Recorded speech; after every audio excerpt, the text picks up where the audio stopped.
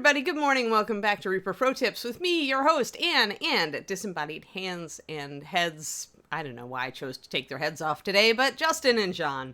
And Quindy, who is, of course, our MVP of disembodied hands. Hello, everybody. Yay, resub. Oh, you're almost to your sub-anniversary, Val. That's awesome. 11 months. Yes, a happy Genie Day. It's Genie Day. Genie Day. Genie Day. Yep, shout out to Quindy. Totally gets MVP, best disembodied hands. Best. Yeah, well, you were the one helping yesterday and they were all distracted. It's Reaper. Like, okay, I had to say I lived there. I almost said I lived there for, 17 years. I felt like living in Reaper. I know how it goes. Like, the fact that we're low maintenance and that we behave ourselves mostly means that they can leave Quindy to ride herd on us while the guys run around doing important ReaperCon and Kickstarter things. So it's all good. It's all good. Yes, total love for Quindy. Wait, everybody, give Quindy finger hearts. Finger hearts, Quindy. There we go. Appreciation. Must express appreciation. Oh boy, I did not sleep great last night, so I'm like, ugh. So yeah, if it's squirrel day, don't be worried. Don't be, don't be surprised. Yes. Okay. Awesome. Yo, Zeke. We were just appreciating Quindy. We wanted to make sure that we always had a Quindy being awesome in our stream. Alrighty, so let's see here. Oh no, I forgot to put this up. Oh, there we go. Ta-da's. All right. Yeah, we got Genie. She's almost done. It's kind of crazy, actually. Considering how many years it's been since I started her.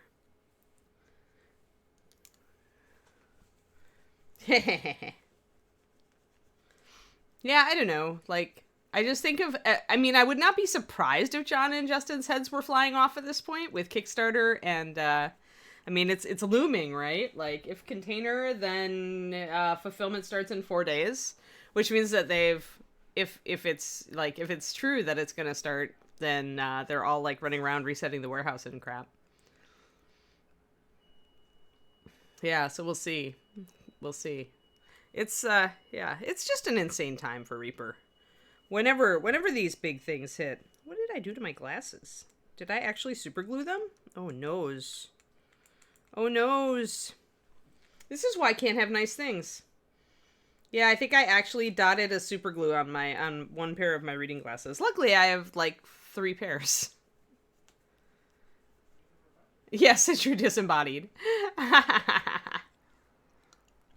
Well, luckily, the dot of super glue is not like the important spot on the glasses where I'm looking at the miniature. It's actually up a little bit. It is funny though. Like, this is really why I cannot have nice things, guys. This is the crap I do to like glasses, sunglasses, you name it. Nice thing, and we'll do something to it. This is my life. Welcome. All right, so yeah, so I'm getting a little rub off on the front. We're gonna have to do last minute touch ups on this. Since she's a resin, she's just rubbing off just a little bit on her pressure points. Like, this is where I should have had her lying on the, so you can see one there. But this isn't a huge problem. It's not a huge problem because it's easy to touch up, but it also because we're stippling here, right? We're doing stippled colored highlights on those. So that means that it's super easy. Like, we don't have to worry if something shows up as a dot because guess what? We're highlighting with dots. So...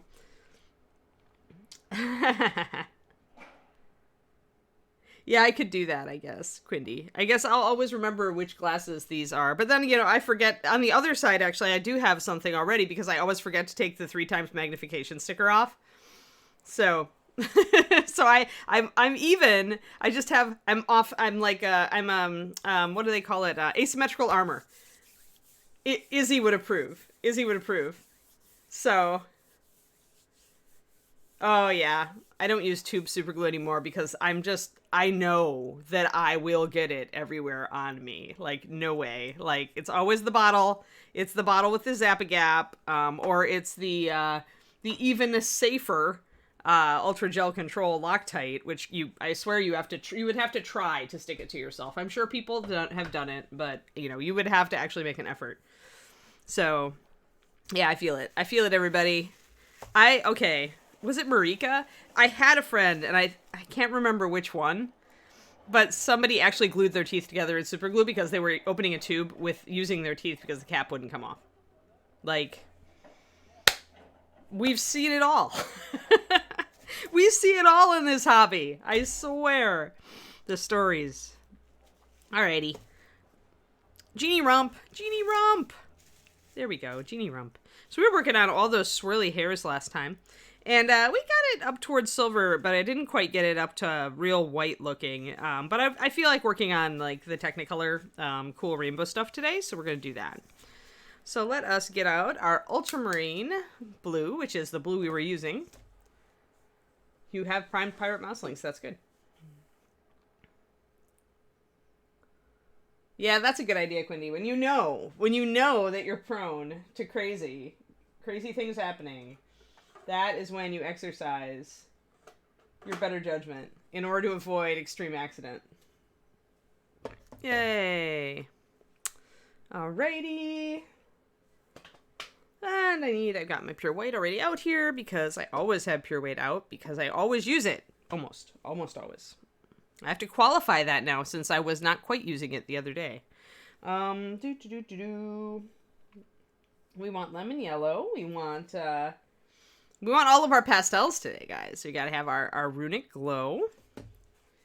And our dungeon slime and our lemon yellow. Where's my lemon yellow? Lemon yellow. Gotta have all our pretty colors. And the purple didn't work so great last time just because it was like, looked a lot like the pink. So I may just go and mix a little bit of blue into my pink and make it purple.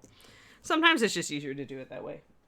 And then you have less colors on your palette. So we're going to mix up our beautiful blue that we've got here, both our lighter and our darker versions. Oh, mouselings are not nervous, Jetta. Mouselings are so easy. Like, you should be like, yay, simple figures.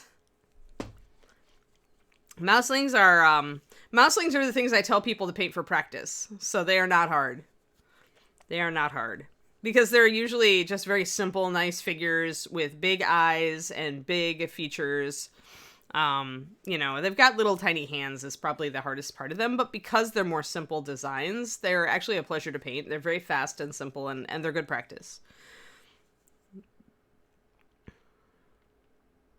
And cute. Do we mention cute? Do we mention adorbs? We probably should mention adorbs in there as well. Alright, so I'm going to do a 4-to-1 ultramarine to white for this darker color, and I'm going to do a 2-to-2 ultramarine blue to white for the, I might do a 2-to-3, 2, I feel like I'm probably going to need, actually I'm going to go 4-to-2 on the white. My gut says I'm going to need more white, because ultramarine blue is a very strong pigment load. More than Daffodweir.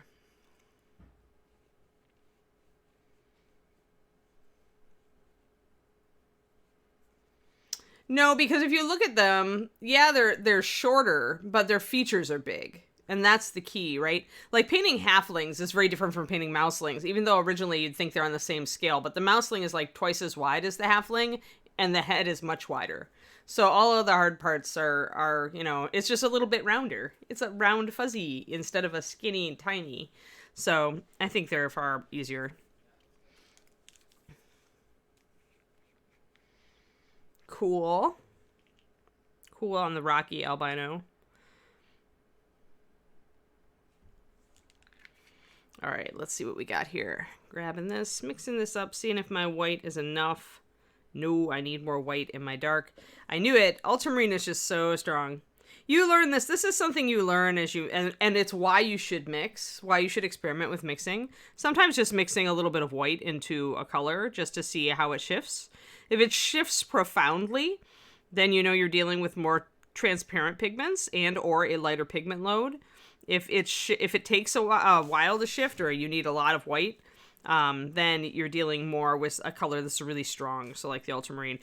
This is with 2 drops of white, so it's a 2-to-1 ultramarine to white. And here I went the other way, 1-to-2, with more white than ultramarine. But ultramarine is just so very strong that it takes a lot of white to shift it. See? Like, that doubled it, and it still didn't shift it that much. Not as much as you think. So in order to get my really pale blue highlight, I'm going to have to do 4 drops of white and 1 brush full of this. Like, this already has white in it, and I'm shifting it over, so. And that'll give me my pale. So sometimes, like, 4-to-1 even isn't enough. And if you don't want to end up squeezing out a ton of white into your palette, trying to overcome that deficiency, what you have to do is just start with a puddle of just white and just take a brush full of that and transfer it. That's why this wall palette is good. It helps you develop kind of those mixing habits, and I think they're useful. So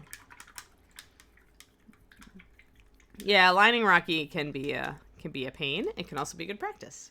Way to mindset, Crows and Bones.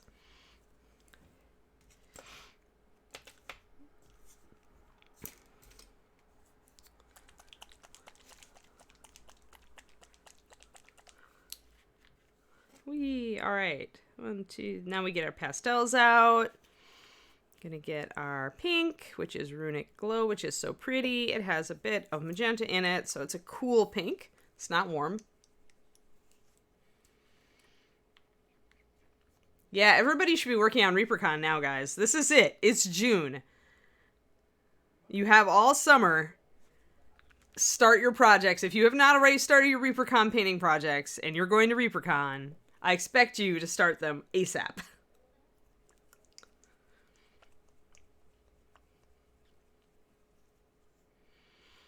Man, this is an old bottle of lemon yellow. I didn't realize how old it was until I looked at the logo and how it's changed. Like, I guess that's the bones, and that's just like, but this looks like it's the ancient version. The ancient version. I have some old tubes in with my new tubes. Though I tried to refresh paint before I left Reaper, because fresh paint is just nicer paint in general. In my opinion. It's probably just me imagining things. All right, so we're making our pretty colors. Pretty colors. Here they are. Pretty colors. Ha! Iffy, that's funny. I'm the actual Anne. It's the actual Anne.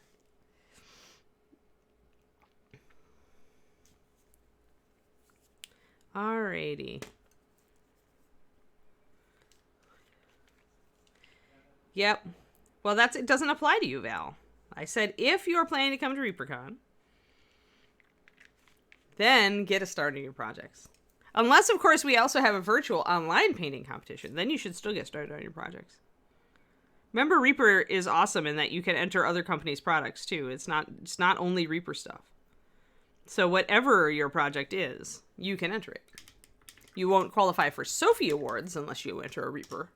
But there are also other manufacturer awards. So you always want to kind of check out and see which manufacturers like Bombshell and Dark Sword almost always have a competition within our competition. Sometimes Chimera. A couple other companies sometimes.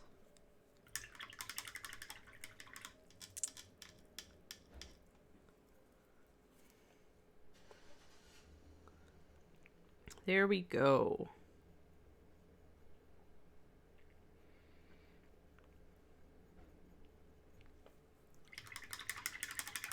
Alrighty. But yes, I love seeing, there's nothing I love more than seeing all of my virtual students, and like, even Patreon students, really like trying to paint something awesome for ReaperCon. I love it when the competition is big and there's all sorts of really cool stuff in it. So that's why from now till ReaperCon, I am going to be saying, get on it. Get on it. Make your Anne proud. Make your Anne proud, everybody. Trust me, I will be proud if you finish things. I will be even prouder if they are awesome things. Alrighty, here. We got all our stuff together. We've got our bubble wrap to wrap up our genie nicely, which is good because I don't want to rub off all that beautiful work I did on the hair. I'm getting a little bit of allergy coming in, so I think I am going to close the window real quick before we start. 1 second. Just because I don't want to be coughing all through the stream. That would be annoying. Hello, little plants. How are you today? The Thai basil is like, apparently it heard me like speculating on when I could eat it because it's It's like not growing as fast. It's not growing as fast as I want it to. Oh, and hydrate. I forgot to like take my water drink before I got on. There we go. It was kind of a morning. Whenever I don't sleep well, it's just like, and mostly it was just like, it's you know, when you are with somebody, then it's like if they're tossing and turning, you're tossing and turning, and all the rest of it. I'm a light sleeper, so I'm double cursed. Alrighty. There we go. Now we can use the bubble wrap to carefully hold onto her hair so we won't rub it off while we work on these little happy swirls. Happy swirls. Great. Let's get them in focus. Swirls must be in focus. Swirls, not squirrels. Although there was a squirrel watching me do my yoga this morning, and I was just like, he's like thinking, what do these humans do? What is with these humans? Like, I was just imagining, like, what he was thinking, or she. Because we have big redwoods outside our window. So he's just sitting there on a branch looking. Maybe he's a secretly wishes that he could do yoga too. Yoga squirrels. I bet there's a yoga squirrels calendar out there somewhere. Sardici, thank you for the Prime resub. Crazy, 21 months. That's insane. I could never remember. Yeah, finishing things is a big accomplishment for everybody, Iffy. Even me. I mean, because I paint so slow, and sometimes it can feel like a slog when it takes a long time to get stuff done. David and I started playing a new Borderlands DLC, and I'm just like, you know, this is not a good time because I really want to paint more. I don't want to get... He wants to play computer games, and I want to paint. So I might have to abandon him a little bit on that one. All right, so I'm going to start out by refining what I've already got here because this is very rough, very roughly blocked in, and I want more of this beautiful deep blue that I've got in the shadow. I want some of that to define more of this. I kind of blocked it in really rough down here, but I haven't gone back and tightened it up, and now is the time to do that. So, because I want those nice swirls, I'm going to be doing a lot of wet blending as usual to kind of get a faster blend in here for you guys. So you don't have to watch me layer all this all day, every day.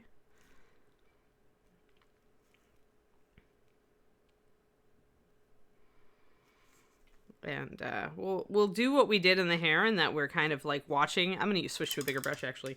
Need a bigger brush. This is actually a big, broad area, so my average-sized brush is not cutting it. So I'm going to grab my big Raphael. Yeah. That's funny. Yeah, there are ground squirrels all along the road down to when we drove down to Monterey and St. Louis Obispo. A lot of them, people give them food, even though there's big signs saying don't feed the animals. So there were ground squirrels just coming right up to us. Like, just kind of like at our feet, looking up at us going, do you have food? Do you have food? It's kind of insane. I remember when I was a kid, it's been going on forever though, because like when I was a kid and we went to Yellowstone, a chipmunk came and sat on my shoe because it wanted food.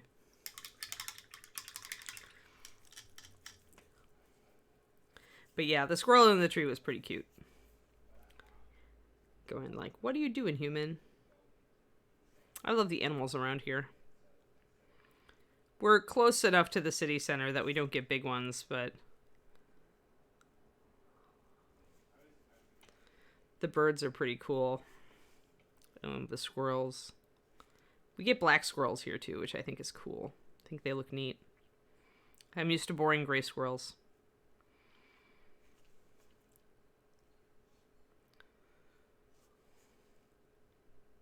Or really obnoxious red squirrels.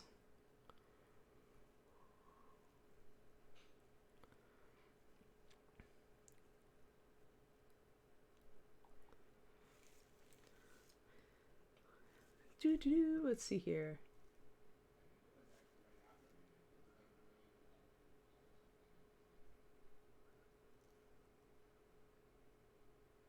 Oh, interesting, Quindy. Yeah, it is cool. It's cool to be able to get closer to nature. I understand why people do it, even though they shouldn't.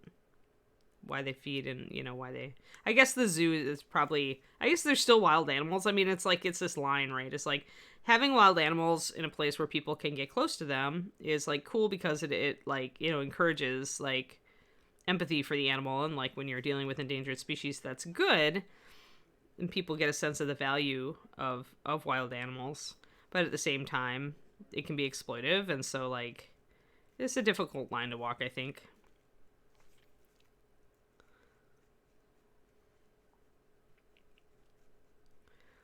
A lot of places are phasing out some of their like animal interaction places just because of that.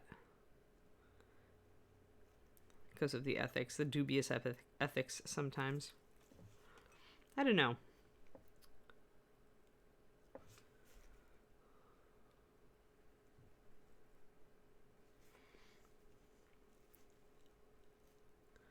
Yeah. But, you know, and then you've got, like, squirrels and chipmunks are really, like, this kind of weird blurry area because, like, they get so tame. You see them in cities. They live in cities alongside the humans. And they get so used to you that it's like they're not, like, you don't think about them as truly wild animals anymore. But they are, so it's like...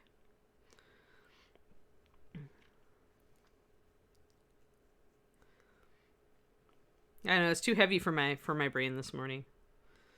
For now, I'll just say cute. The squirrel was cute. I like kind of what we have here, which is, you know, they're wild, but I can see them right outside my window.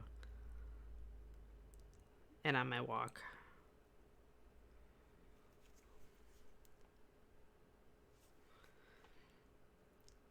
When we drove down to Monterey, where we stayed, was right on the seashore and near a wildlife area, refuge area. And there was a deer, like, right walking in our parking lot. When we went out to dinner the first night, she was just right there. Like, she was like, "Oh, humans, do not come too close. But if you don't mind, I'm going to eat this tree." It was cool. I grew up in Wisconsin where there are lots of deer, so. But she was pretty not tame, but she was obviously used to people being relatively close to her. So she didn't like turn and bolt the minute she saw us. It was cool.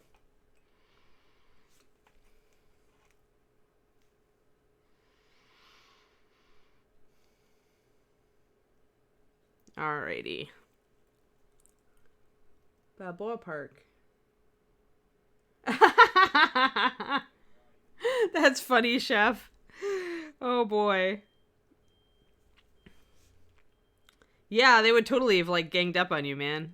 That sounds like a gang of squirrels. The squirrel gang. Man. Don't underestimate the squirrel gang. That's funny.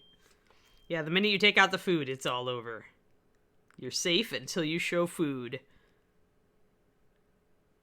That's funny. Pretty awesome, actually. So, as you can see, I'm just, like, refining some of my blue work here. Trying to get these more defined, kind of, like, bringing in some deeper shadows here so that we get more of the swirling motion of the thing. Remember that it's, like, these shadows along with the highlights that help to define these shapes. So painting it relatively flat and keeping your highlights flatter isn't always the way you want to go. You sometimes want to go darker than you'd think for these. Let's see. What do I think I need more water, and I also need some pure white. Because I want my blue a little bit lighter in places. So. Yeah. I bet. In Vancouver Island, I can see that. Shadow Raven. Yes, I mean, as long as humans don't bug them and they learn that they can just wander around and humans, you know, there's no punishment for it, then I could see how the deer would just be like, oh, okay. Alright, I'm just going to do 2-to-1. It's probably going to be a little strong on the white, but now I'm going to thin a little bit more of the rest of these, though, because I'm definitely running into issues with them being just a little too thick for what I want to do, because I started out with a 4-to-1 instead of a 2-to-1. So adding a drop of water to all of my blues to get them to just essentially spread a little smoother. Sometimes when you're wet blending, using a slightly thinner paint once you have a base coat down is actually makes it a little easier. And also, the more water you have in your paint in a well palette, the longer the paint will stay at the right consistency. Oh yeah, HM for sure. Like in Texas it's the same thing, although in Texas it's birds and rodents and insects, voracious insects. But yeah, having an herb garden outside was just not going to be a thing in Texas. Like here, I'm like, what's going on with the wildlife here is what I'm wondering. Because in California, it seems like everybody's got edible everything in their yards, and somehow these things are not being eaten. And I'm just like, what happened? Did all of the varmints go to Texas? Not that I'm complaining. It means I actually have a hope of having a garden if we eventually move into a house, but it just seems weird. All right, let's bring in a bit more of a highlight here. I was just thinking it was a little bit too dark here.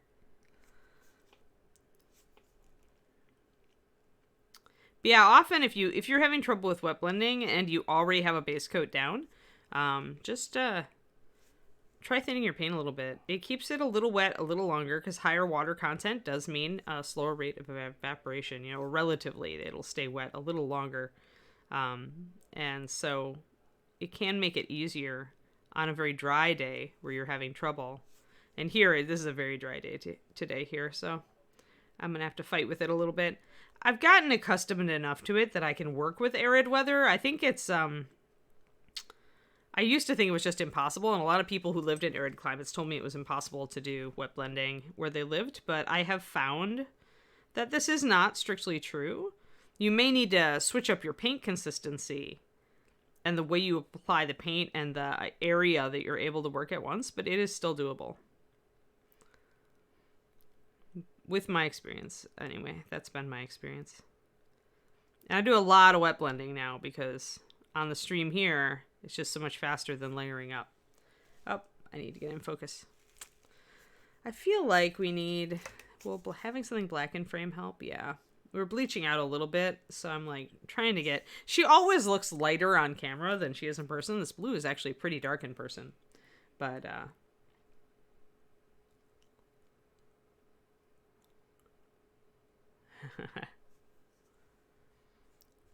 oh, I missed. Yeah, giant red squirrels. They're obnoxious, Quindy. Like, in my experience, the red squirrels are the most obnoxious squirrel. They're just rude. Maybe it's because they're big, so they're used to being able to bully other animals. Because they're just... It's like jays, right? They're big birds, and except, you know, they won't bully a crow, but they're used to being able to bully smaller birds.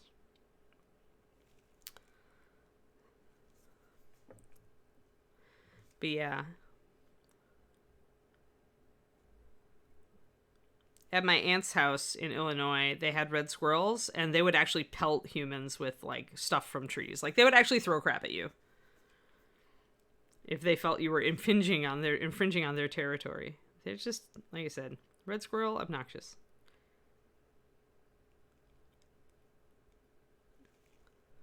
Maybe somewhere there's a colony of red squirrels that are not jerks, but... Well, you know, Shiloh Shepherds and all Nomed Zeke. Essentially, that's what I had, but it didn't help versus the bugs. And also our dogs weren't out all the time, you know, without us.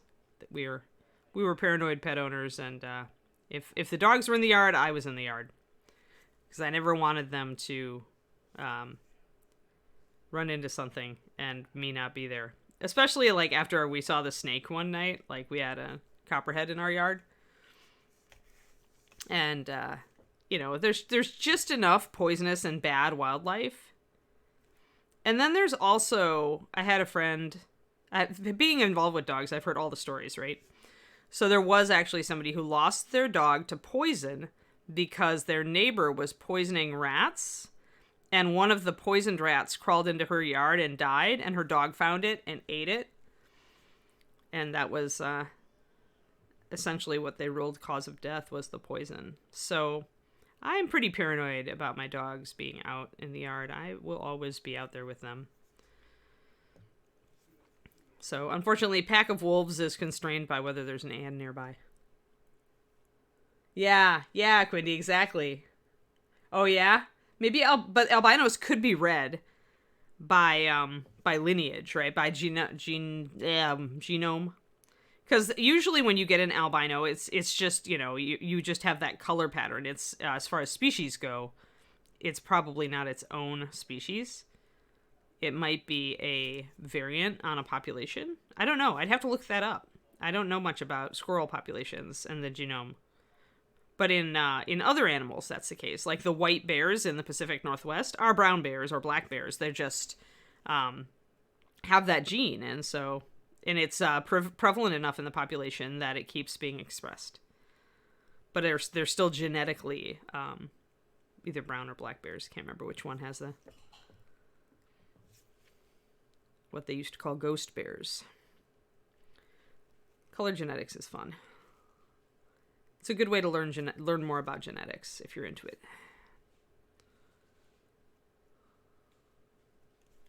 Alrighty. Yeah. Right, Shadow Raven. High impact. But yeah, I would wonder if the albino squirrels in southern Illinois would be like reds with a gene for white coloration, because Illinois seems to be a big red squirrel stronghold. Right, exactly. Their black leopards are black leopards. They just have the recessive gene for black. Hello, salad.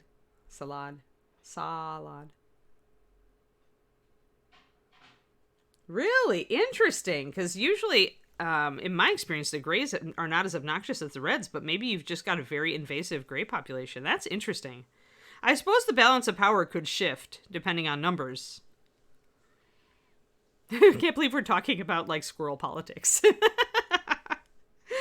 We got on the squirrel thing because there was a gray squirrel watching me do my yoga this morning who definitely was like intrigued by what I was doing.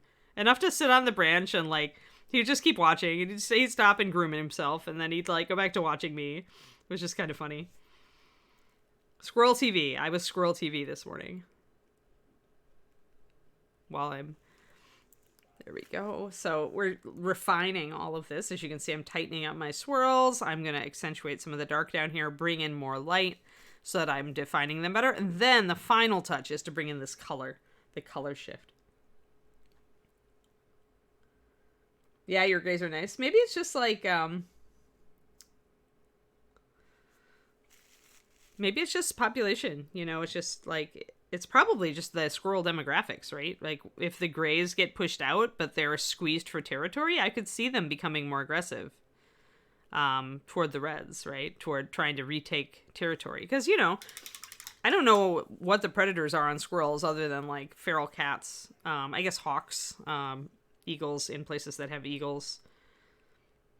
Cars are a predator of squirrels. But I suppose you could get easily a population boom in squirrels if there's a lot of food in an area, so that it could get very tight competing for resources.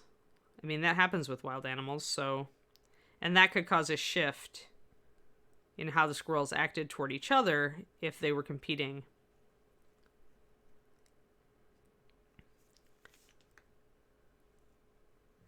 In the game of squirrels, exactly right. Tightening up your squirrels. Swirls, Iffy, swirls. Snakes, coyotes, yeah. Oh, electric transformers, I didn't think of that. But yeah, I imagine there would be areas where squirrels could become a problematic population. And it would be problematic for the squirrels and not just for the other things around them, because competing for food and stuff, food and homes.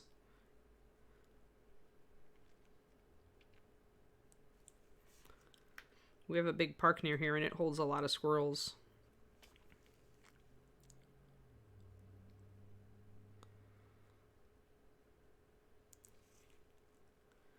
I do see the seagulls eating human food.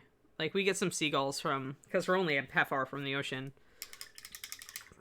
And, what was it I saw? A brioche bun. There was a seagull that had found a huge piece of brioche bun just lying. Who knows, some kid had discarded it or whatever. Or some human, I suppose. And the seagull was just like had this huge bun. Like it was hopping around with this huge bun. It was so happy.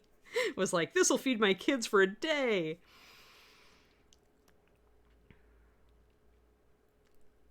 Just the absurd things that animals end up eating because we dropped it on the ground and it's food.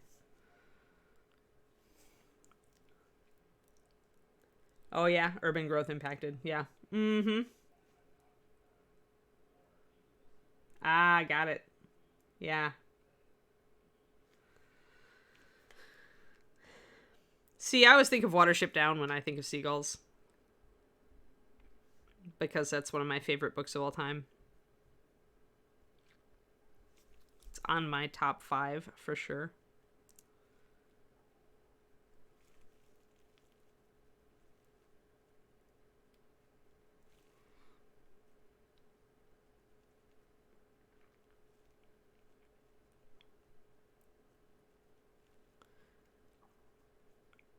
Which perhaps explains my empathy toward rodents.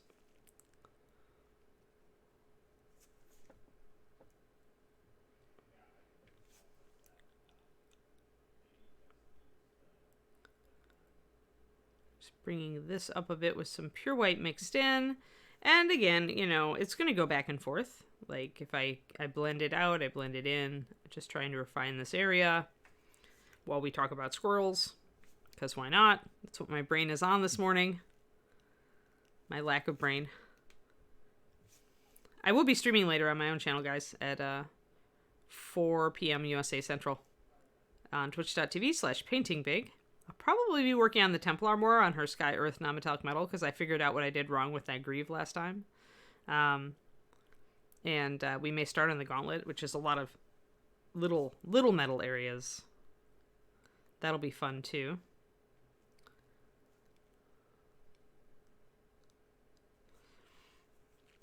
What do we got? Proudly Hamster. Hey, 19 months. Dang. Thanks, Quindy, for the shout out.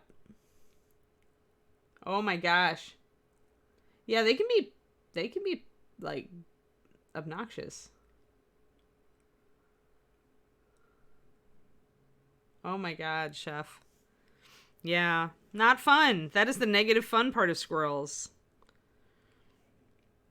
That's why you shouldn't feed them. Like, that's, like, right there in a nutshell.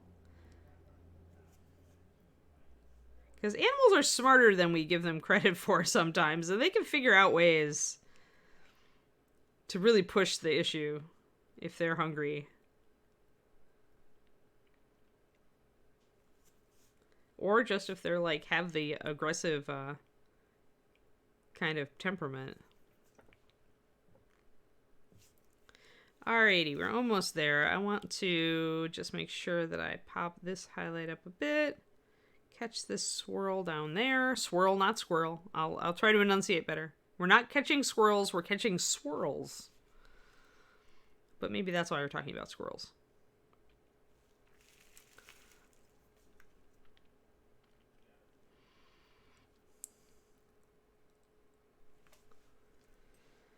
Squirrel Catcher Edition.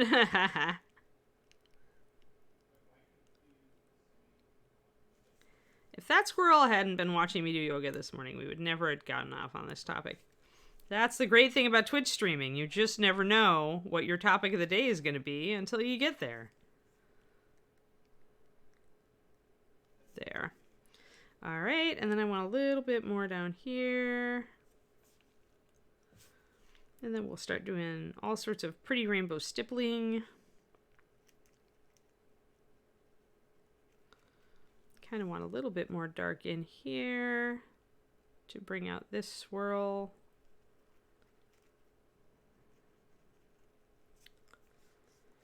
So I'm working on this little line that you can see there now. Just blending it in real quick.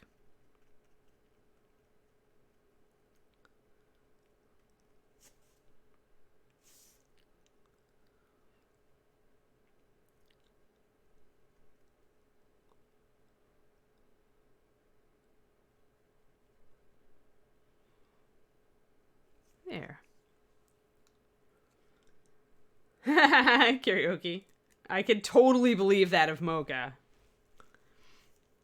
Totally see that.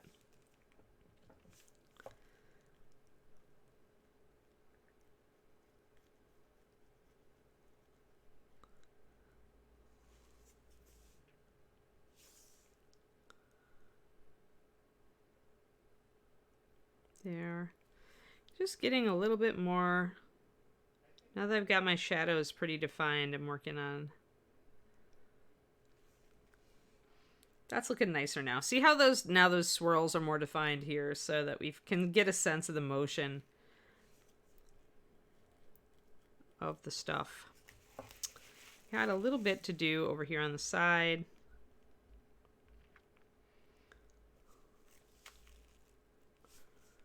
That's right. That I was thinking that might be a hair swirl. I remember now. So we might leave that off for now. Because I was debating making that one gray instead of blue.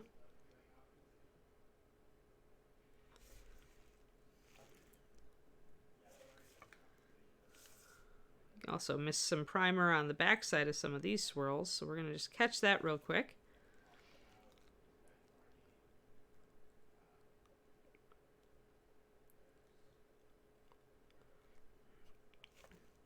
There. Then we got a big, like, swirl here that we haven't touched at all. Huh. Toilet dunked squirrels. I just don't want to know.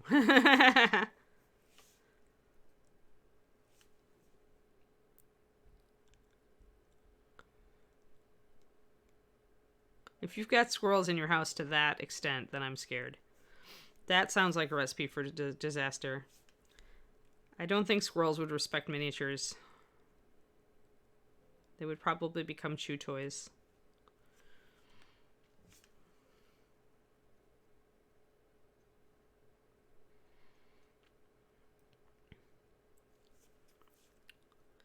All right, there's this big swirl taken care of, and then we'll start putting some colors in here in some areas.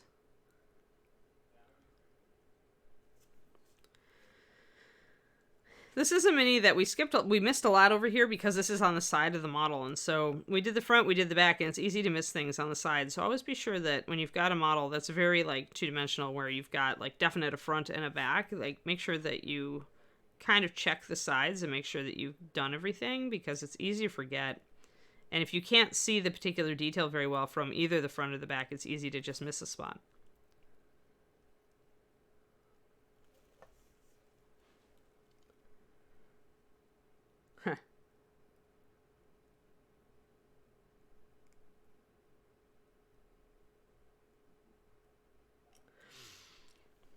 Basing can be very easy. If you're entering in the painting category for ReaperCon Iffy, it's like the basing doesn't really even matter. It just has to be there and not be like totally distracting from the model.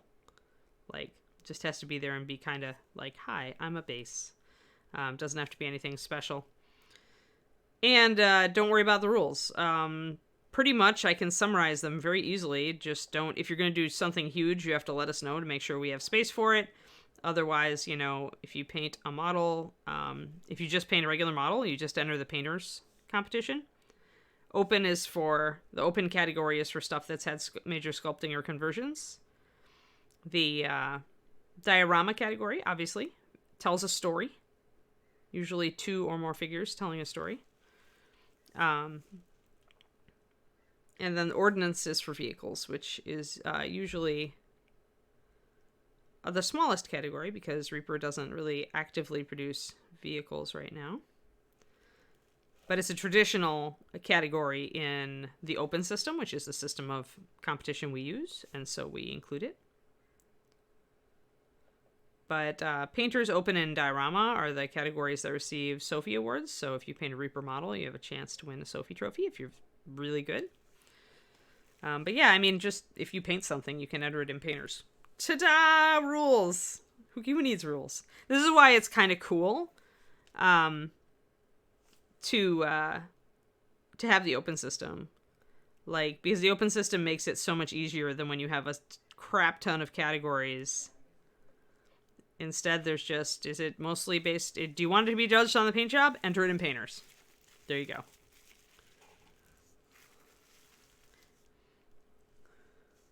Yeah, Twisted Homer, pretty much.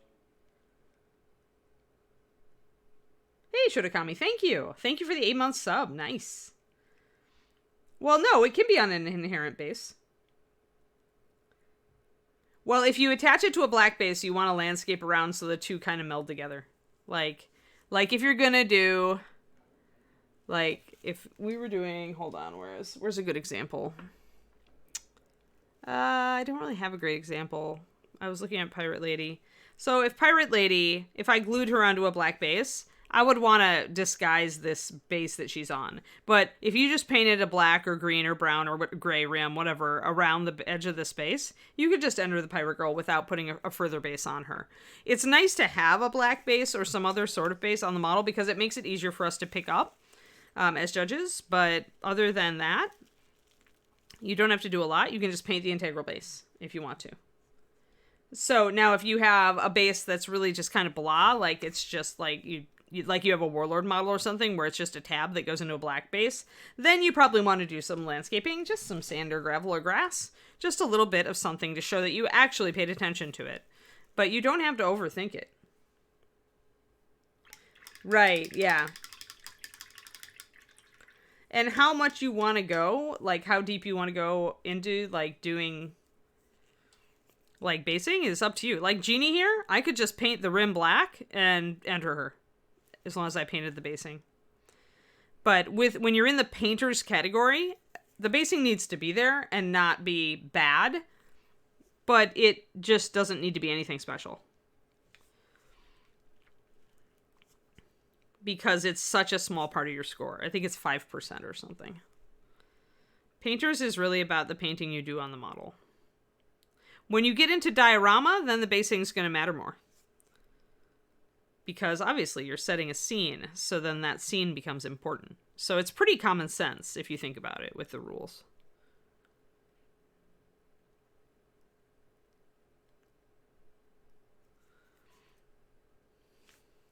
But yeah, actually some people do like big fancy bases on their models for paint and enter them in painters, and it's just like, dude, like we can't really judge the base much. The base doesn't count. Like, it counts a tiny bit, but that's it, so.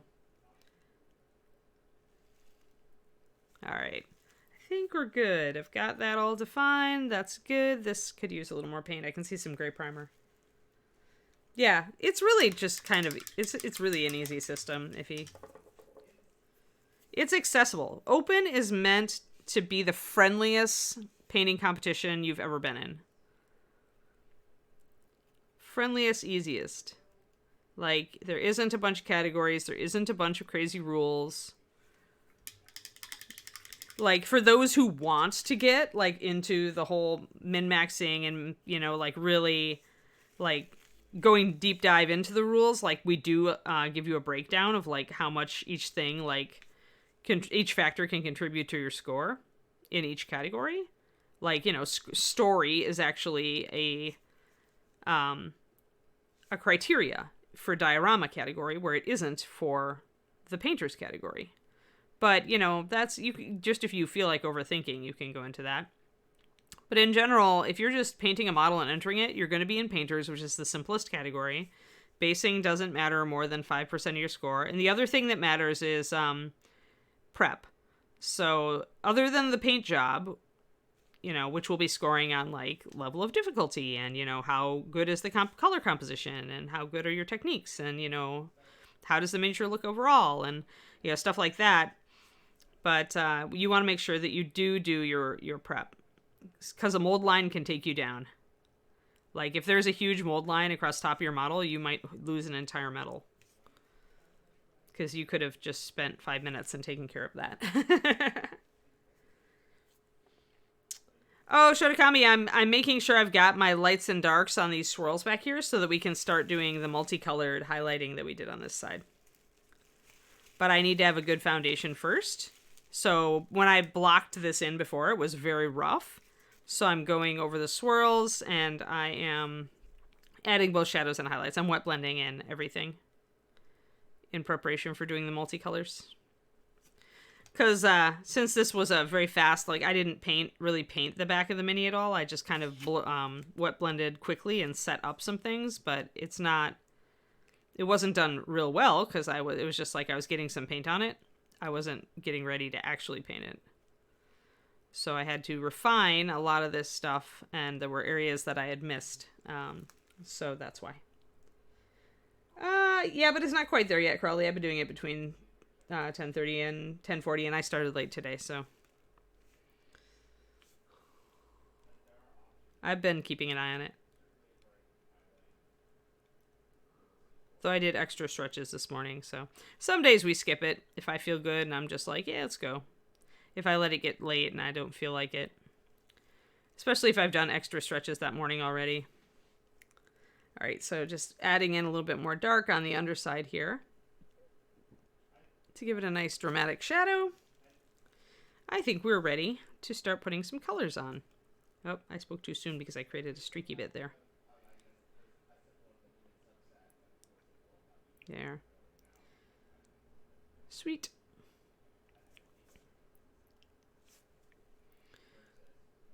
But yeah, after we get these swirls done, we're maybe only going to have 2 more sessions on Genie. I need to do the lamp and some other gold NMM that I didn't do. And I'll need to like finish out the hair a bit.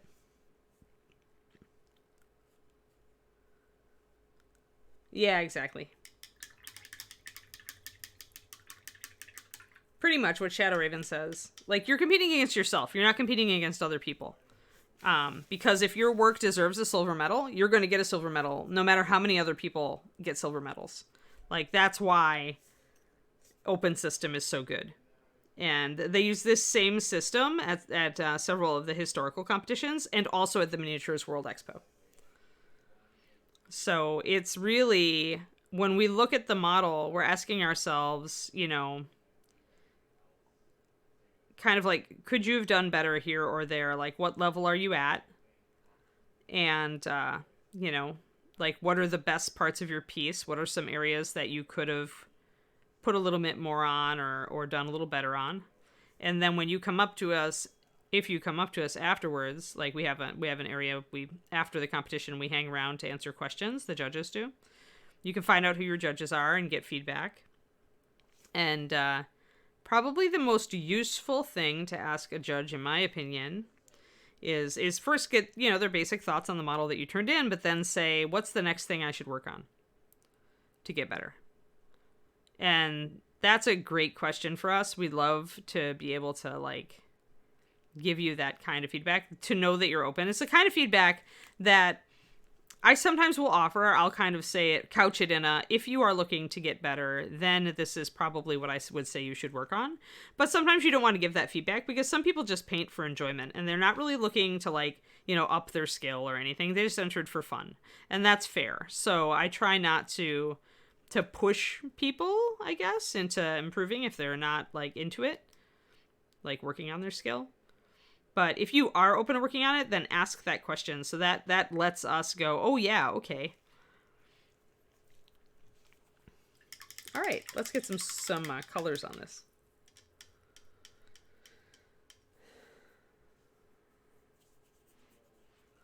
Yeah, we try to be a very, very interactive judging group. I think I am going to do pink on that. Heck with it.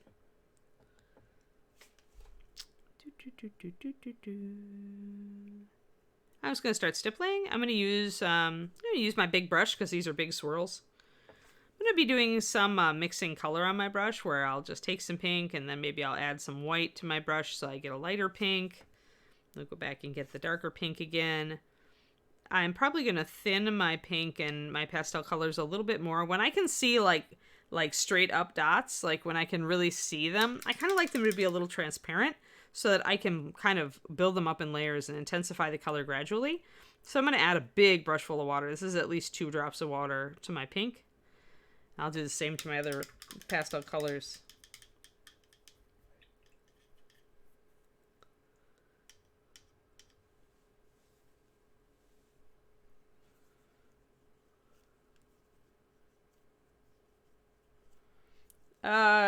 Okay. Cyberstorm, that the possibility of that happening is 0, you realize. You're pretty much operating on the fear of something that has absolutely no chance to happen.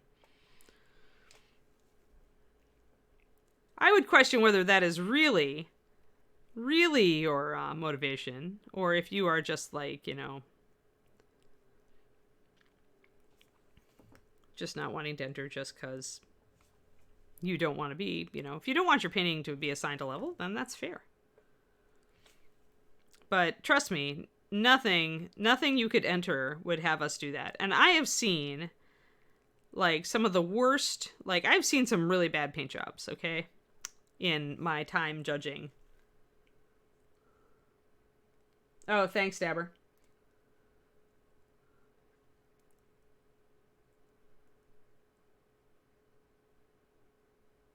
I'm using a paint color mix. I'm doing a lot of wet blending, Botryoids? I don't know. Bo. I'm using, with these colors when I bring them in, I'm using thinned paint and just building it up. But when I was blending the lighter and darker blues together, it was wet blending. So it's just smooshing two colors together on the model while they're wet. And in reality, when I do my own painting, I do a lot more layering, which is going to be a lot of glazing and a lot of using much thinner paint. But when I paint for stream, I tend to do a lot of wet blending. Like it's gotten even more over time, actually. And then I refine with layering because it's faster. And layering all of this would take a very long time. So if I want to get this model done and stop boring people at some point, I have to go faster. So the way I prefer to paint involves a lot of layering and glazing. But the way that I do it on stream, you're usually going to see me start with a wet blend and then do maybe some layering up of textures or extra highlights. Because that's just it's a more efficient way to use the time on stream. Yeah, no problem. Bot. Okay, I'll call you Bot.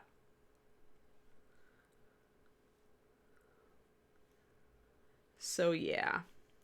Yeah, I don't think Reaper brought in Gordon as a judge. No, I would not like Gordon at all as a judge. Like there is this philosophy that was popular like 25 years ago where everybody was patterning their like coaching of their employees after like the Marine Corps. And it works for some people to be very hard on them.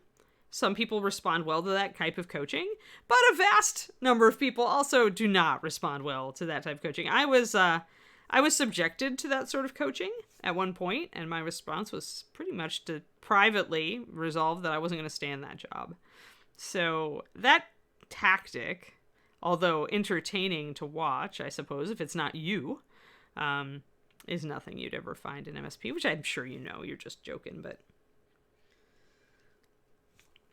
Because the point of the MSP Open is to encourage you and to give you an idea of where you're at and to give you the input to improve if that is your desire.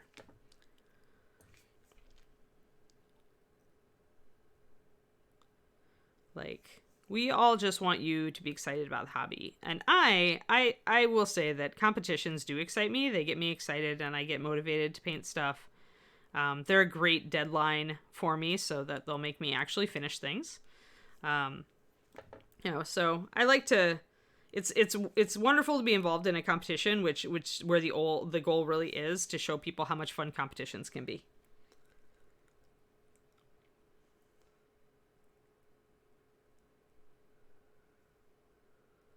Yeah, right. Exactly, Trash. That's true. Yeah, if you just don't want to enter, don't enter. But don't think it's scored. Don't blame our judging staff, dang it. We would never say that.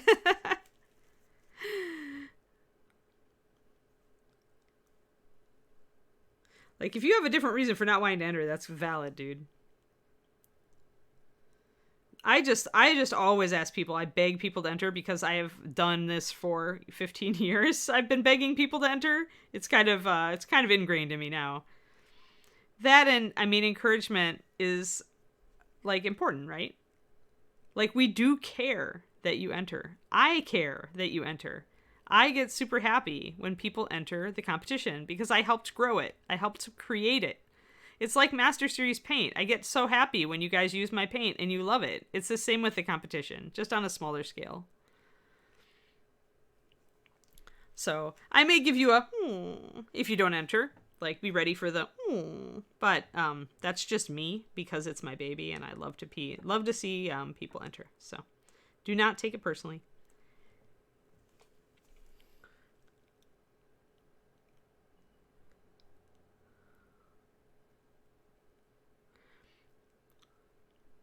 It is also a way just to get people to look at and enjoy your model. I mean, like Glenn from NTFC, who used to come to Paint Club, back when I was in Texas, Glenn really didn't like competitions at all. And it was fair. I mean, he had done IPMS, which is very high level competition for like model kits and stuff. And he just never really enjoyed them. But he started entering Master Series because the nice thing about that is you can put all your minis up on a nice display and then everybody looks at them.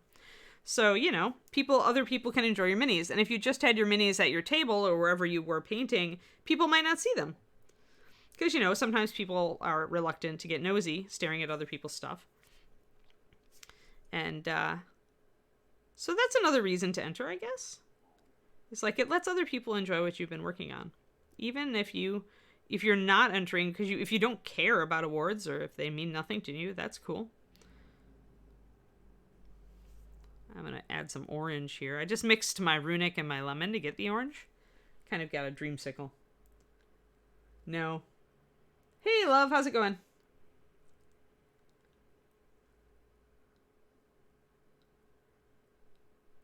Sar. Now you're trolling me, Sarducci. I'm horrified by that. You realize that I did go to an art school where I did have a drawing teacher who was the type to grab the chalk out of your hand. Like, if you think that I would repeat that behavior, like, oh man, that lights me up. Like, I kind of personally believe I went to the worst art school ever, so...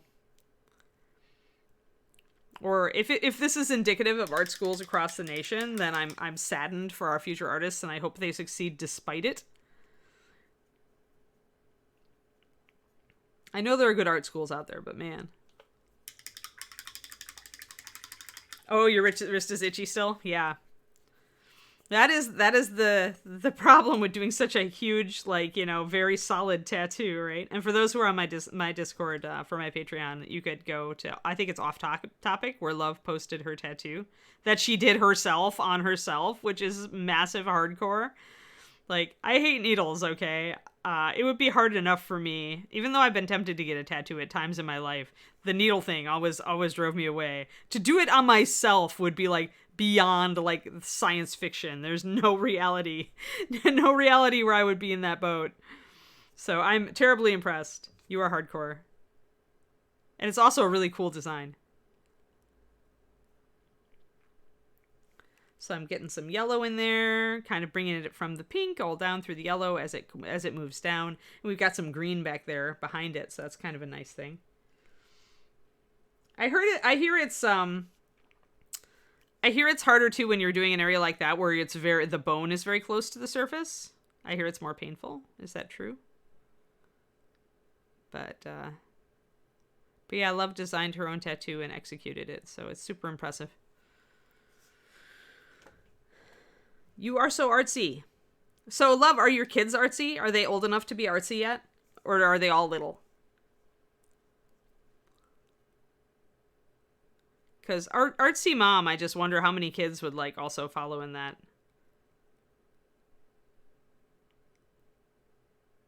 It's like my mom had kind of given up on her art, but she still did enough of it. And I wonder if it influenced me to want to draw.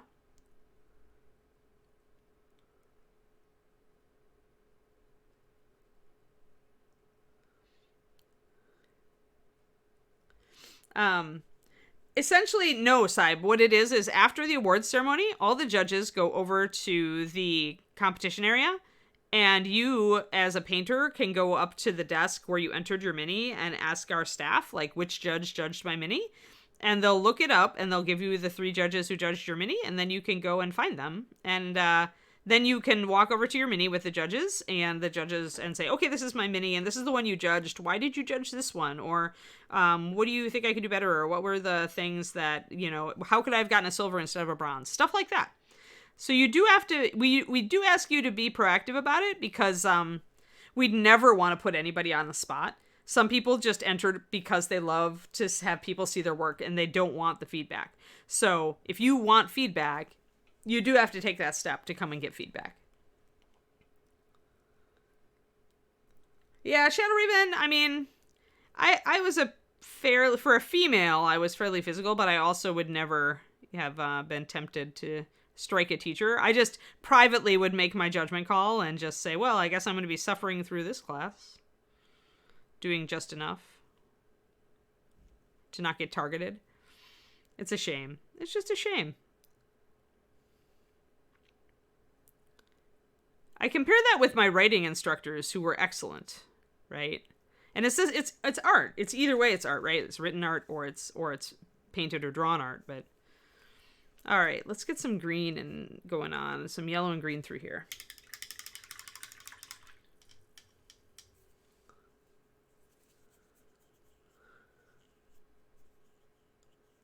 Oh, you didn't draw it though? Okay. Oh, okay. Yeah, I was going to say 7 and 9. I mean, I was trying to draw tigers when I was like 5 and 6. So it starts early. It starts very early. I think kids are drawn to art anyway, just for self-expression purposes often. And it's so much more accessible to them. Like when kids are little, we encourage them to be artistic. And then as we get older, sometimes our parents are like, okay, well, you can stop that now. Unless you can find a way to, or they'll be like, can't you find a way to monetize that? Maybe you should go into advertising, that sort of stuff. So what the stuff that I heard when I was,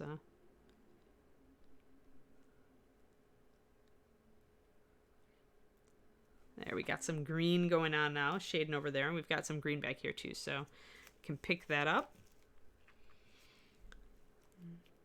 I'm going to get a little bit more dot action back here because I blocked in a green color, but I didn't actually get the texture in there. Ah, okay. I'm a right-handed person and I'm super artistic, so I can say that probably it doesn't play in.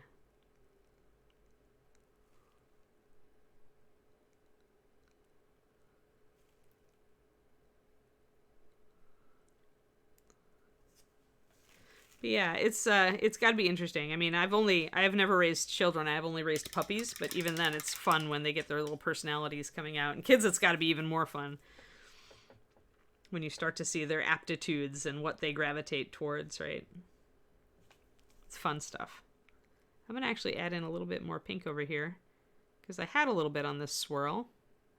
And if we're going to make it kind of rainbow, we want to kind of have a little bit of odd colors here and there.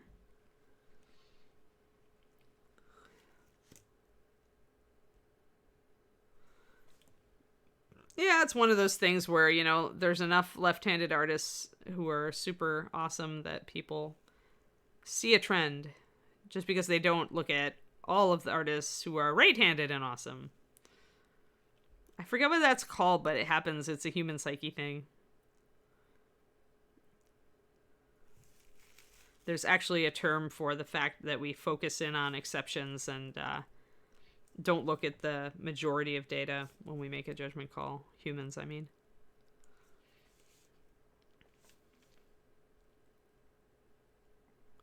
Some sort of bias, I think. But I can't remember. I've listened to so many behavioral economics and all these books lately that all the terminology is running together in my head. David's like, well, do you remember blah? And I'm like, remind me. Pop quiz, not on it.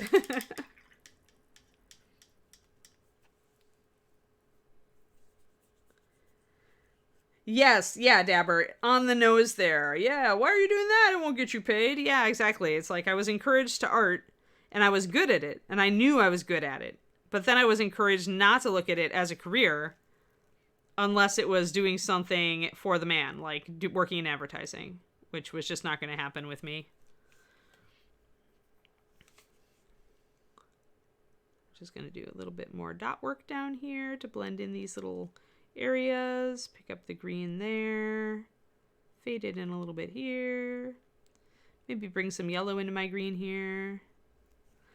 I'm just playing. It doesn't really matter where you put your pinks, oranges, blues, and greens. You just want to get a cool rainbow effect with everything. So I'm doing it a lot less orange here, though, so I think I do need to bring up some more orange. And I'm just mixing lemon yellow and runic glow for that orange. So it's a very muted orange, but it's kind of creamsicle. So I like it.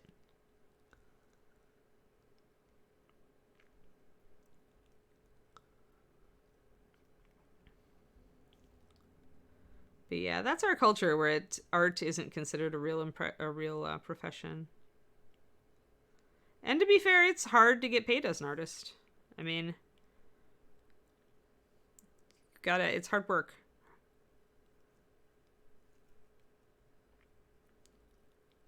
Hard work to build up a following. And you've got to have to create and to also do the business half. You know, it's very difficult. A lot of people on Patreon talk about this, creators, where there's a lot of like infrastructure that you do as well as just creating things. And so it can really distract you and take away a lot of your time. So it is hard. It is hard to make a go of it as an artist. It's best if you understand that going in and are ready for it. I always do say, though, that painting miniatures is a great part-time job. And I still believe that. It's very accessible at an entry level.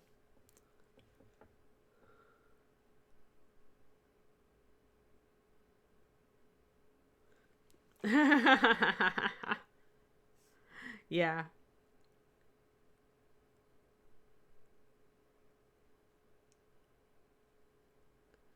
Yeah, Lee Tonics. That I've heard of that. I've heard of people like trying to make a lefty be righty, and it's just like, what the heck? Yeah, they had stopped that by the time I was in school, or at least where I was, they weren't doing it. So it is really atrocious, though. Yeah, right. Everybody loves all of the content they get from artists. They love it when they see a great movie poster or, you know, picture or video game or, you know, anything else, you know, now. And it's like, artists created this. You get it?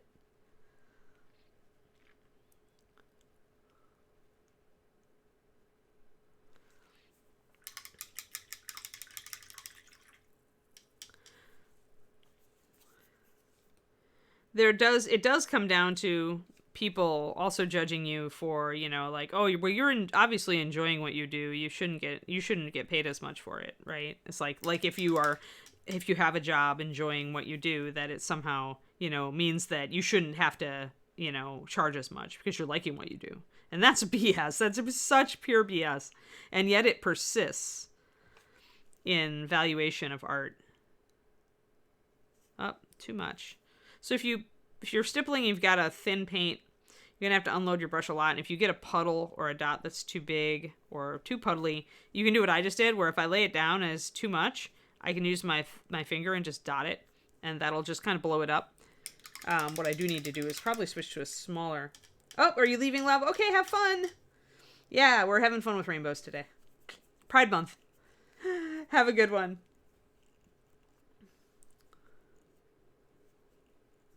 Yeah, well, that happens in the gaming industry all the time, Jabberwock. All the time.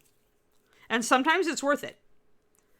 Like, if you're an artist and you have a zero, like, you know, reach, you can gain reach by becoming part of a company's community if that company has a good reputation and they're willing to promote the artists. But at some point, you need to be able, if you're going to make a living at it, you need to be able to transition that back into, like, actual food to pay rent and, you know, all that stuff. All that livelihood stuff.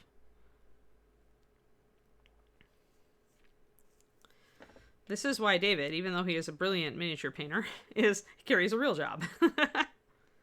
Although I'm sure he would love to paint and play video games all day. It is not in the cards.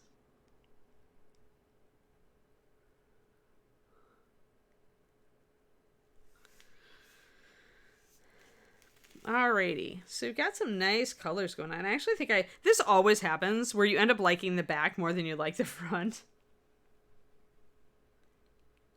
Oh, yeah.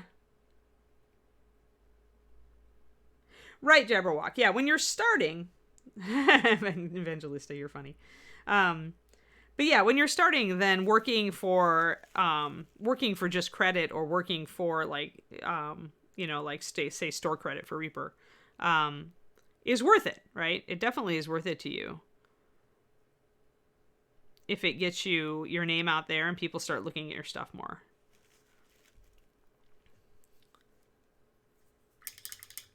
But you, the artist, need to judge like how worth it that is, right?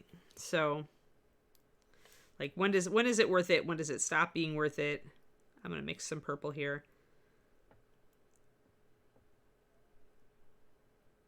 Mixing a little bit of lavender with, you just have to grab a little bit of your ultramarine, which is already a violet blue, so it works really well with the runic purple. Makes a very pretty lavender. Then you can purple it out a little bit. But the purple tends to read a lot like the runic glow on this, because you need to make it pink enough that it shows up as separate from the blue, but it is still very close to the pink. So you do tend to get a little bit of, it doesn't quite carry sometimes. It looks a little bit more pink, but that's all right. Getting the tail end literally here. Just dotting in some stippling, using a tiny brush now because my paint got thin, and that means we have to control it better. It's easier to switch to a smaller brush.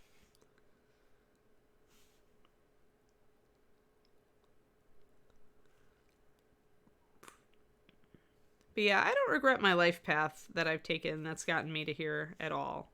Like working for Reaper and doing the paint line and getting involved with the community, and all of that has worked out really well for me. I think the thing that I read the most that rings the most true to me about a path in the arts is that it's different for everybody. Like when people look for, well, how did you get in? How did you get your job? How did you get, how did you build a Patreon? How do you do this? It's like everybody's road is different. Ooh, it looks pretty cool from that angle, guys, don't you think? And like your road may not resemble anybody else's road. And it's same is true for being a writer, from what I've read and heard from people who are writers. Everybody had a different road. So you should always be open to like looking at what is going to work for you. Might be different from the way that other people managed. Sweet. Yeah, it's the cotton candy. Totally. Rainbow cotton candy right here. I'm going to do some pink down here.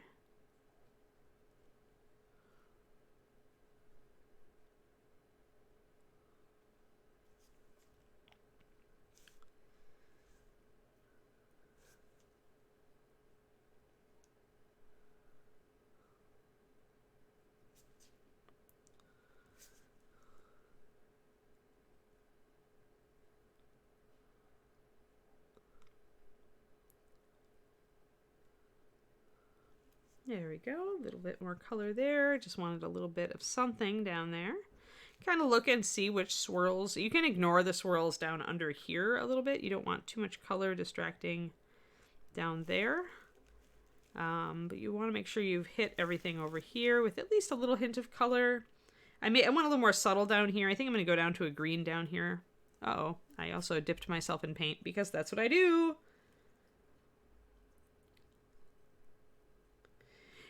It's, yeah, right. Yeah, exactly. Yeah, survivorship bias. Exactly. Thank you, Evangelista, for the actual term. Right. And yeah, basement, that's a thing, but it's also a thing in some ways. I think you can take it and turn it on its head and look at it as a different perspective. I mean, the way that Neil Gaiman puts it is like, if you do the work because you love the work, then at the end of everything, you at least still have the work. Like you at least did the work that you wanted to do. You created the thing that you wanted to create. Whereas if you create something for the money, you may or may not get the money, in the industry being what it is, and then you don't even have the work. So I like the way that Neil puts it. He puts it that way. He talks about it in his Make Good Art speech. And if you haven't watched and or read or listened to that, it's online. If you look up Neil Gaiman, Gaiman, he's a very famous writer. He wrote Coraline. He wrote American Gods. He wrote Good Omens with Terry Pratchett. Neil's one of my faves. And Make Good Art. It's a commencement speech for a college class that he did.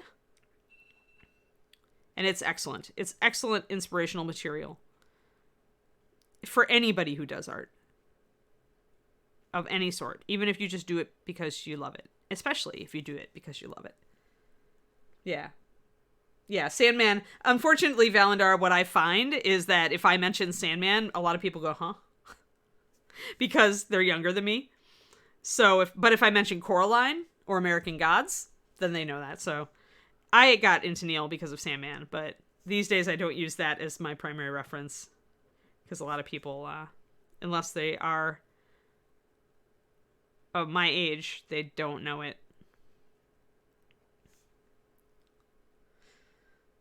Yep, Stardust and Neverwhere. Neverwhere is my all-time favorite novel.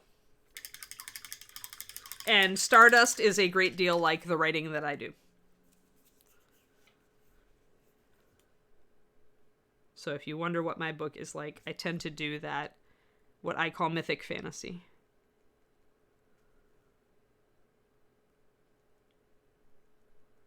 But Neverwhere, yeah, is my all-time favorite book. Of all books ever, anywhere. All right. So when you get a stronger paint that you haven't thinned as much, you get more of the texture. Whereas when you thin it more, you get a softer look. So you kind of have to ask yourself what you're going for. And if you notice that you're getting more hard dots and you want it to go a little bit more diffused, you want to thin it. Or at this point, I could glaze over it. So I can do that.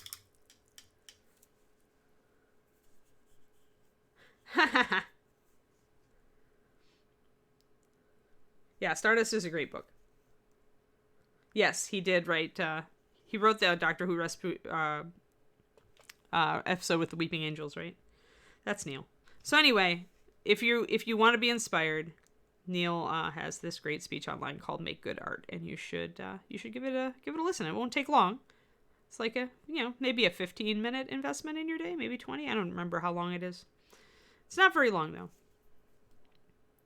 And it is humorous, and he brings up the trifecta of doing work, good work, which is you can be a pleasure to deal with, you can produce really good work, or you can always hit your deadlines, and you don't need all three. You only need two. Nobody cares if you're late if your work is amazing and you're a pleasure to deal with, which is one of my favorite lessons because it's so true. It's so true. And if you're a jerk, but you are always on time and your work is amazing, people will let you be a jerk. Yes. Yeah, there's an article out there, an interview with Neil, and just about how Neil helped Good Omens get made. And that for the debut, when they played it for the first time in front of an audience, I believe Terry's hat was on the chair in the front row. Because Neil put it there. So yes, Neil Gaiman, exemplary guy, great author. Check him out if you haven't. Highly recommended.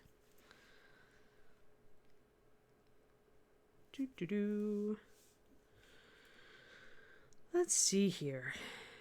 Just kind of, we're almost set, guys. I glazed a little bit down here to soften out the screen. Nothing's stopping you. I mean, I went to a lot of art fairs with my mom, and now I go to a lot of galleries with David. And I'll tell you, Dapper, there are people in their 70s who are starting art careers and doing quite well. People who just played with art, but then they retired and they were like, you know what? I finally have time to do art. I'm going to do art, And they become like landscape artists or animal artists or portraitists, and they do well. Like they have a blast, and they it's not too late, I guess, is my point. I meet so many inspiring older people these days. Like, I kind of love how the whole "it's never too late" philosophy has taken root in America. Like, there are a lot of spunky old people out there, and I love it.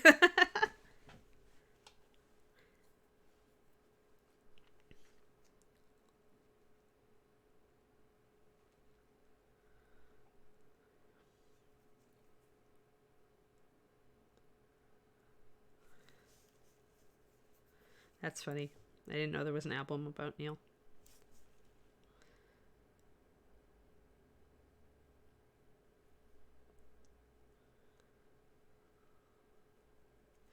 I try not to like go that big into fandom though, because I know some of these people in person and they're just people. Like, they're authors. They've got beautiful imaginations and the stuff that comes out of their heads is amazing, but they're people. They wrote the book because they loved it in their head and then they spewed it out onto paper and it worked. But I think at some point with fame, you get a little bit uncomfortable with the way that people prop you up. I'm going to glaze with yellow over here on my green to blend it in a little bit. My green just got a little bit solid, so I just want to soften it a little bit.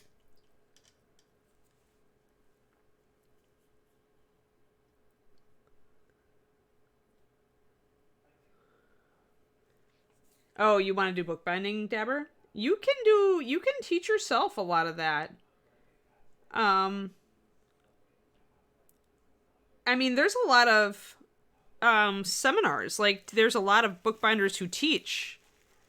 You could learn the basics very easily, and then it's all just the time that you put into it. Yeah, never let that stuff get in the way. Look into it and see. Often this stuff is more accessible than you think. I looked into bookbinding a little bit. I got interested in it when I was reading a mystery series about a bookbinder. Because I like cozies. I like mysteries. And Kate Carlisle, I think is the author's name. It was fun. I learned a lot about like bookbinding and like at a high level, like, you know, rebinding and cleaning up like old classics and stuff. But anyway, all I can say is just never let anything get between you and what you'd like to work on. Like, just do it. Like, what's the worst thing that could happen? You learn a lot, but you don't get like to a professional level. You still learned a lot and you had fun. Sometimes you don't know if anything's going to pay off in life, so like how you dream it, but if you don't try. I mean, I don't know if anybody's ever going to want to publish my books, but I'm still writing them. And a lot of people would say that, you know, maybe I've wasted 10 years on working on my book that I most liked. I had somebody tell me that, actually. That I should stop working on it because it was just an earlier work and I should move on to something else. Yep. Not in the mood for that.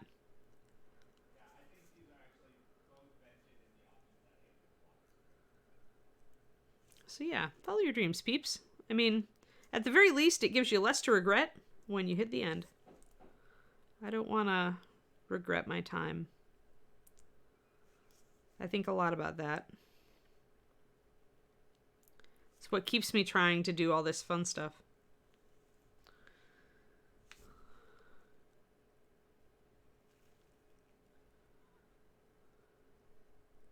But then I am also like a really positive Anne, and I definitely believe in self-actualization. Like, I believe that, you know, I want to be the best Anne I can be. So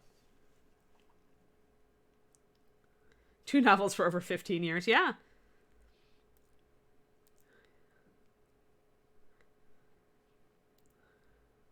Ah, you're already a leather worker. That's really cool, Jabberwock.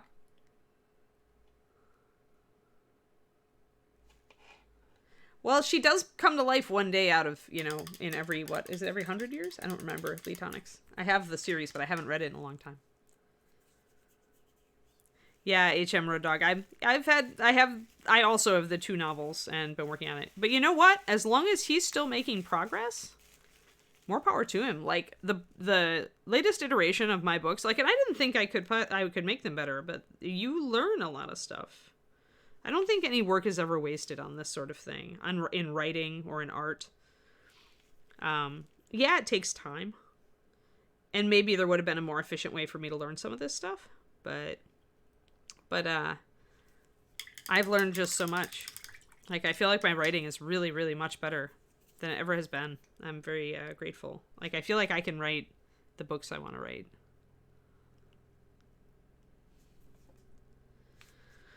So even though it takes a while sometimes for those first books, even if you never get them published, I think there's still value in it. But yeah, writing is a gamble that way. It takes a formidable will to be a writer and to have faith that someday somebody will like your book, other than you and your mom.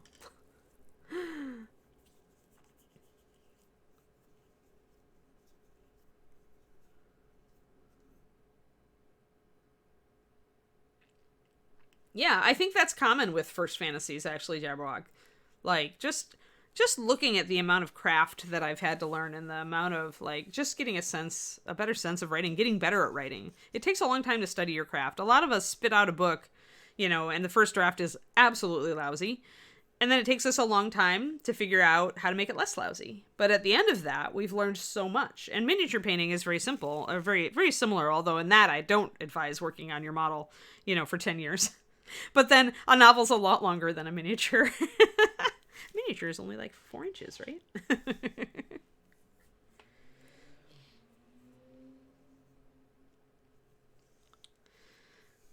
But yeah, so it's a slog. It's a slog. It's a learning slog. I just don't think, as long as you're learning stuff, I think it's never a waste. I'm just going to bring in a little touch of yellow there, and I think we've mostly done it, guys. And it actually is time to wrap the stream. Didn't need a stretch today. I did do extra stuff this morning, so I don't feel too bad about it. Sometimes if I just don't want to interrupt, and I've already done some extra stretches in the morning, I'm just cool, just going on. I think I'm going to bring in a little more pink toward the end here, and then we've got that. Oh, everybody does. Yeah, imposter syndrome, it's a thing. In art and in writing. Both. All artistic endeavors, I think. I'm going to turn her sideways so we can see her. So I still need to work on bringing some pink up into here.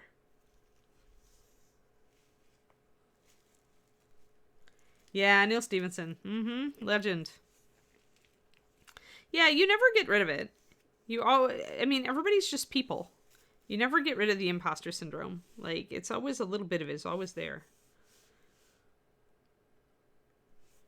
The feeling that you're getting away with something and that somebody's going to notice that your stuff really isn't that great, and then you'll have to stop doing it. The feeling that you don't belong as an artist. Yep, it's a thing. So that's pretty. I like the rainbows. I like how the rainbows came out on the back. I think they're really fun. So yeah, we need to do that. We need to bring up the hair a little bit more white, I think. And we need to do the gold on the lamp, and just a little bit, she needs a little bit of gold on her fringe down here on this scarf.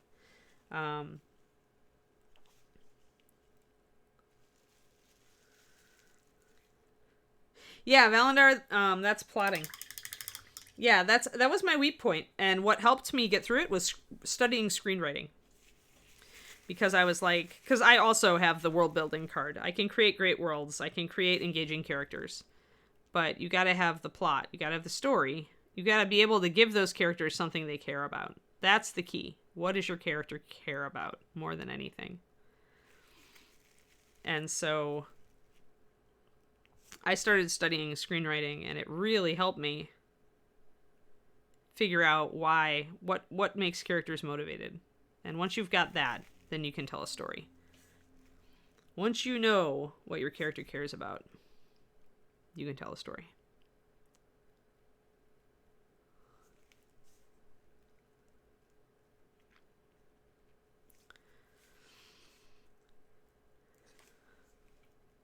But it took me a long time to internalize that sort of thing. And I'm still improving.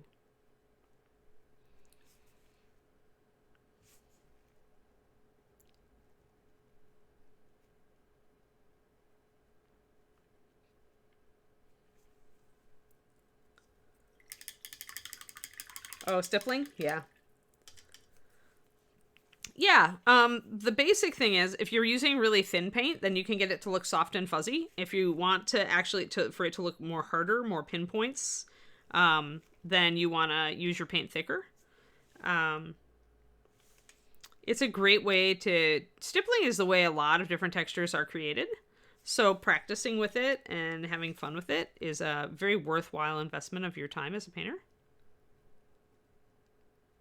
It's the way I do a lot of weathering effects and a lot of dirt and mud effects.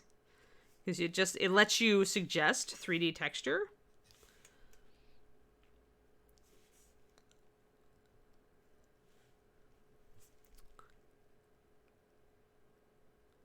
And for things like smoke, I think it's really, other than an airbrush, I think it's the way to go.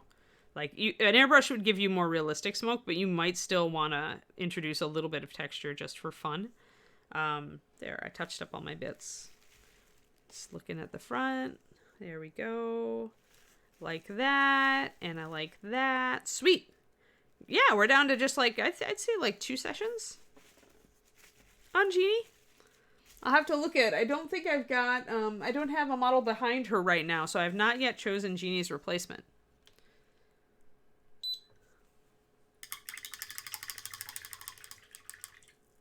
Yes, absolutely. Screenwriting. I picked it up, Jabberwock, because I knew I needed help with dialogue and action, and those are the 2 things that movies do great.